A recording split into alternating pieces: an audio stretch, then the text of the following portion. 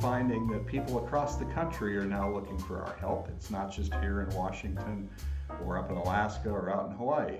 We're hearing from people across the country, and that's great. So if you have a question, don't hesitate to go to our website, nacmbcs.org, click on Ask an Expert, fill out the form, send us a question, and our panel will take a look at it. Typically, we get a written answer back to you within 24 hours, and then we save that question to do these video podcasts for later use to distribution to all.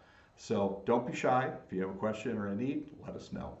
The question this time around comes from a member in Alaska, and it says, I have a customer giving me pushback on paying service charges for a past due balance.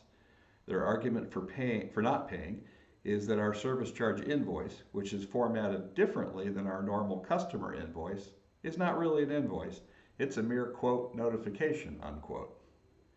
I realize this is most likely a ploy to get me to write off the service charges, but now I'm curious to know if there are any invoicing requirements to make the service charge invoices enforceable. That is a relatively simple question, but we're going to go to one of our veterans for an answer. Paulyne Vandersloot, who is the credit manager for Mutual Materials based in Bellevue, Washington, has been part of NACM for many, many years. She has gotten all of her credit education through us and is a graduate of the NACM National Graduate School. She has been on our board. She served as board chair. She's involved with CFDD and knows her stuff, and she knows who to turn to get help when she needs it. So why not go to her and get her expertise on this? So let's see what Paulyne has to say. Paulyne, welcome. And you have the question in front of you. What's your take on it? Okay, well, to collect interest and service charges from your customer, it's a lot easier if you have them in your purchase agreement, which is part of your credit application. And my credit application, I have the interest rate, the venue, the attorney fees, and all that other kinds of good stuff that I make the customer sign upon before he receives credit from Mutual Materials.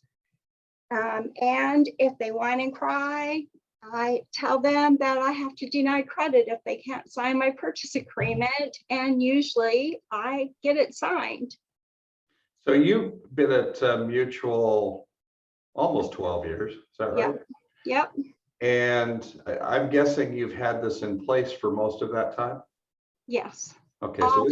Since the beginning, since I started there, I took this all this information with me from previous jobs. This is all stuff that I learned in credit classes and grad school, and I follow it.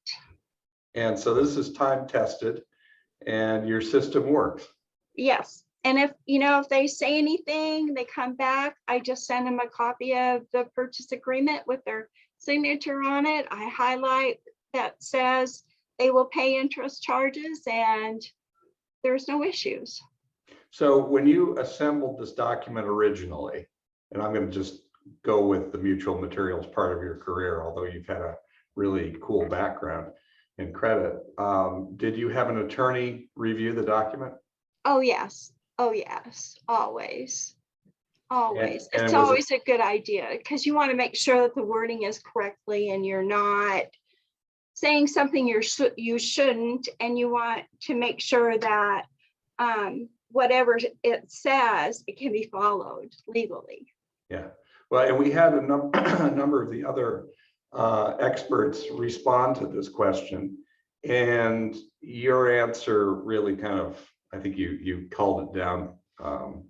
Essentially, everybody said the same thing, but you put yours in really a working way that I think most of our members and customers will appreciate. They get their arms around it. But a couple of the people were attorneys, and they agreed with everything you said. So it sounds to me like you've got a pretty tried and true approach. That's great. Yeah. And would you?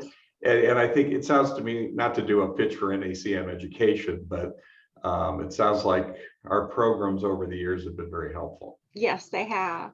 They have. I'm very grateful for every single one of them. That's great. Okay, well, thank you so much. That's, this is a quick answer to a fairly simple question, but it's the kind of question we get all the time. and I appreciate your time today.